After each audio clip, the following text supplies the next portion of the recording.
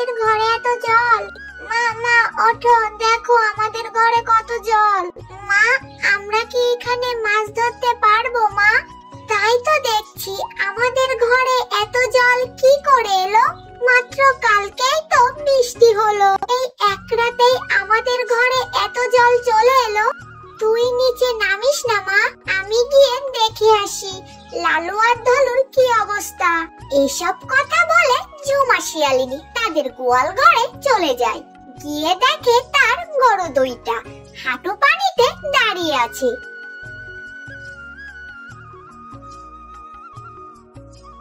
শোন মা, আমি দেখে আসলাম লালু আর ধলু জলেতে দাঁড়িয়ে আছে। তুই কিন্তু ঘর থেকে বের হোস না, তুই খাটের উপরই থাক, বৃষ্টি এখনো পড়ছে। আমি দেখছি পাশের বাড়ি যে পাকা দালানটা আছে, ওখানে যে বাঘিনী মামি থাকে, ওনার কাছে কোনো সাহায্য পাওয়া যায় কিনা। এইসব কথা বলে ঝুমা শিয়ালিনী বাঘিনীদের পাকা বাড়িতে চলে যায়।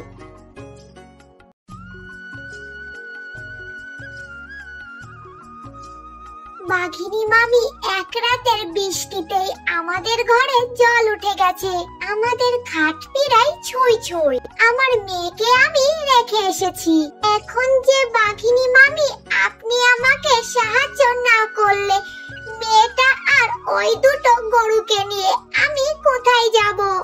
আপনাদের তো পাকা বাড়ি আছে, আমার দুইটা গরু আছে, আর গরু দুটোকে আপনাদের এই পাকা দালানে রাখতে দিন কিছু দিনের জন্য, আমি আর আমার মেয়ের একটা ব্যবস্থা করে নেব।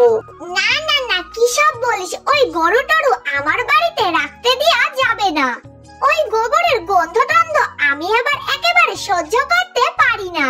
তুই বরং তোর গরু অন্য কোথাও রেখে আয়। কি করব বাঘিনী মামি, গরু দুইটা যে অবলা প্রাণী, আমরা না হয় নিজেদেরকে জলের উপরে রেখে দিতে পারি, কিন্তু গরু দুইটা তো মারা যাবে, তো আমি কি করব? তোমার গরু তুমি কোথায় রাখবে সেটা তুমিই বুঝবে, এই বাড়িতে কোনো গরু রাখা যাবে না, কিছুদিন পরের কথা। মা মা দেখো, জল এখন খাটের উপরে চলে এসেছে, আমরা এখন কোথায় যাব?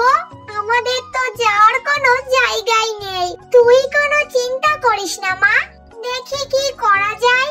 জল যদি এভাবে বাড়তে থাকে আমরা কোথায় গিয়ে দাঁড়াবো? আমাদের তো ওইরকম কোনো আত্মীয় স্বজনও নেই, কিন্তু মা এইভাবে যদি জল বাড়তে থাকে তাহলে আমরা কোথায় থাকবো? তুমি না হয় গরু দুইটাকে কোথাও রেখে আসো। না রে মা, কোথায় রাখবো? পাশের দালানের ওই বাঘিনী মামির কাছে গিয়েছিলাম, তারা আমার গরু রাখতে চায়নি। এখন তো আমরা দিশেহারা হয়ে গিয়েছি মা।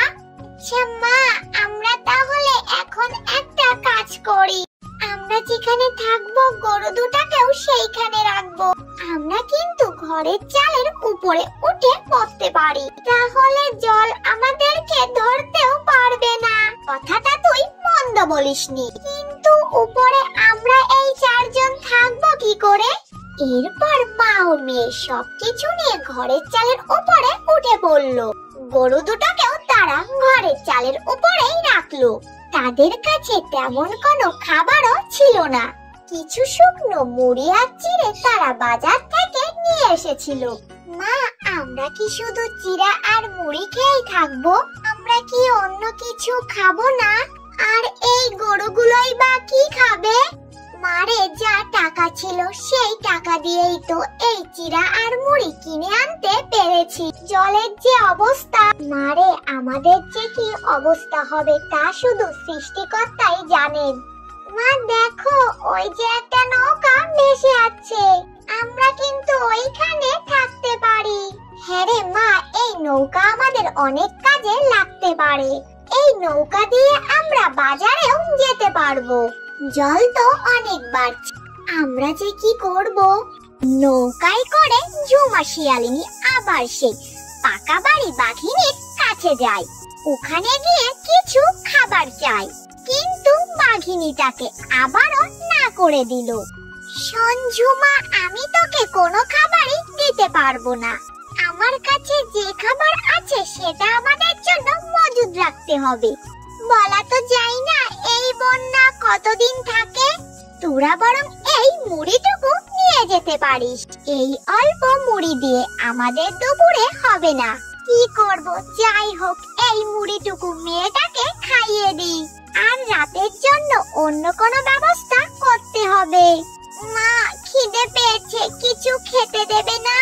মারে, আমাদের কাছে যা ছিল সেটা তো আমরা খেয়ে নিয়েছি। তুই ঘুমিয়ে পড়, আমি কিছু মাছ ধরে রাখবো। আমি সকালে তোকে সেই মাছ রান্না করে দিব। ঠিক আছে মা, তুমি কিন্তু তাহলে সকালে আমাকে মাছ ভাজি করে দিও। ওদের এই অসহায় অবস্থাতেই ওরা ঘুমিয়ে পড়ল। আশেপাশে জল আরো বাড়তে থাকে। এরই মধ্যে একটা জলপরি আসে সবার অবস্থা দেখার জন্য। কি ব্যাপার, সবাই নিরাপদ জায়গায় চলে গিয়েছে? এই অবস্থায় মা আর মেয়ে দুটো গরু নিয়ে টিনের চালের উপর বসবাস করছে। কতটা অসহায় ওরা!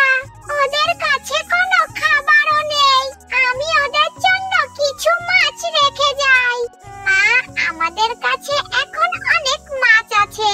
দেখেছো, তুমি বলেছিলে সকালে ভাজি করে দিবে।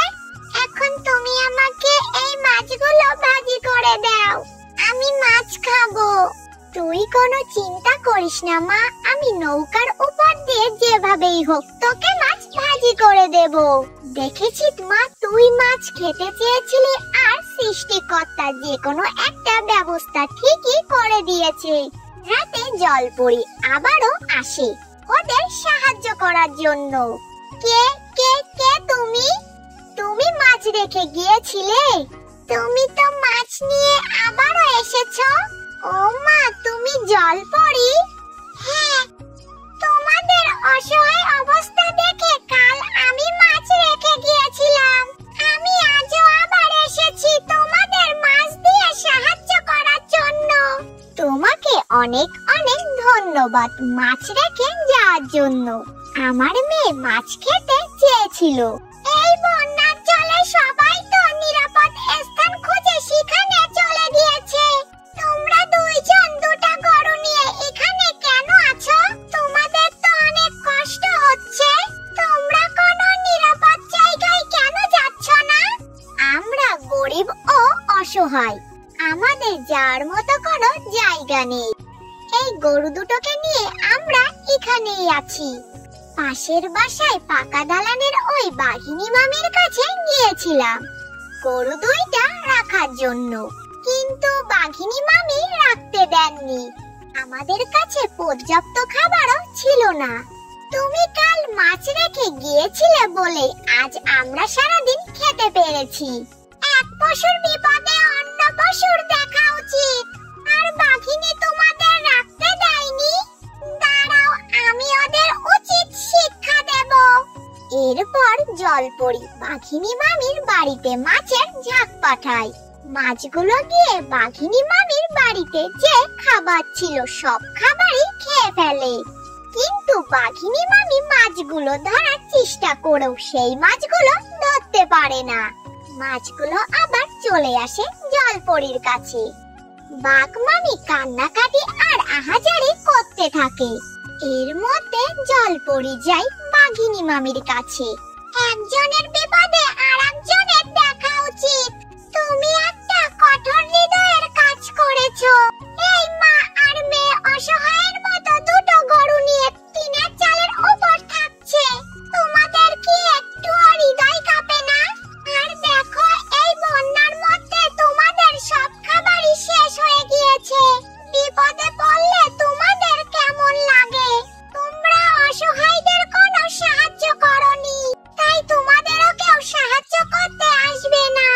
আমাদের তুমি মাফ করে দাও, আমরা বুঝতে পারিনি। আমি এখন হাড়ে হাড়ে বুঝতে পারছি অসহায় হলে কতটা খারাপ লাগে। আমি ওদেরকে আমাদের বাড়িতেই থাকতে দেব। ওদের গরু দুইটাকেও আমি আমার বাড়িতে রাখবো। আমি আমার উচিত শিক্ষা পেয়েছি।